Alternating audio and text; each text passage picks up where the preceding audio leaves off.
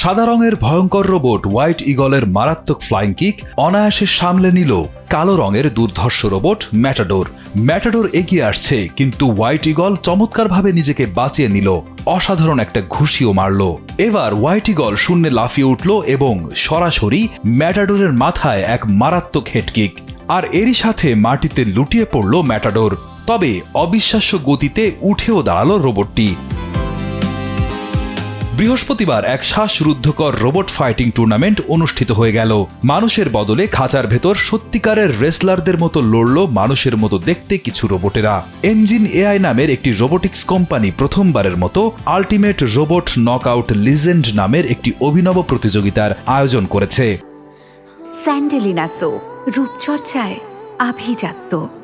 যদিও এর আগে 2025 সালের মে মাসে ইউনিট্রি নামের আরেকটি কোম্পানি রোবটদের কিক বক্সিং প্রতিযোগিতার আয়োজন করেছিল। এবারের আয়োজনে সারা বিশ্ব থেকে আসা 60টি দলের মধ্যে বাছাই করা সেরা 32টি দল ফাইনালে অংশ নেয়। মজার ব্যাপার হলো প্রতিটি দলই ইঞ্জিন এআই কোম্পানির তৈরি T800 মডেলের রোবট ব্যবহার করেছে। এই রোবটগুলো প্রায় 1.73 মিটার লম্বা, অর্থাৎ একেবারে একজন সাধারণ মানুষের সমান। এরা শুধু নিচ থেকে উপরের দিকে শক্তিশালী ঘুষি বা আপার কাটি মারতে পারে না, বরং শরীর ঘুরিয়ে শূন্যে স্পিনিং কিকও মারতে পারে। সবচেয়ে অবাক করা বিষয় হলো মার খেয়ে মাটিতে পড়ে গেলেও এরা মানুষের মতোই খুব দ্রুত আবার উঠে দাঁড়াতে পারে।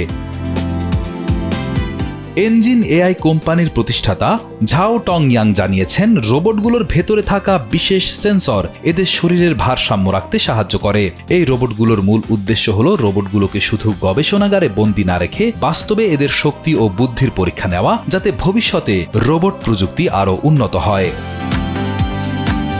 খাঁচার ভেতরে যে রোবট নিখুঁত নিশানায় লাথি বা ঘুষি মারতে পারে এবং প্রচণ্ড আঘাত পেয়েও দ্রুত উঠে দাঁড়াতে পারে, তাকে খুব সহজেই দেশের সীমানা পাহারা দেওয়া কিংবা যুদ্ধক্ষেত্রে সৈনিক হিসেবে ব্যবহার করা সম্ভব। চীন কোন দিকে এগিয়ে যাচ্ছে তা সময় বলে দেবে। রিয়াদ হোসেন, কালবেলা।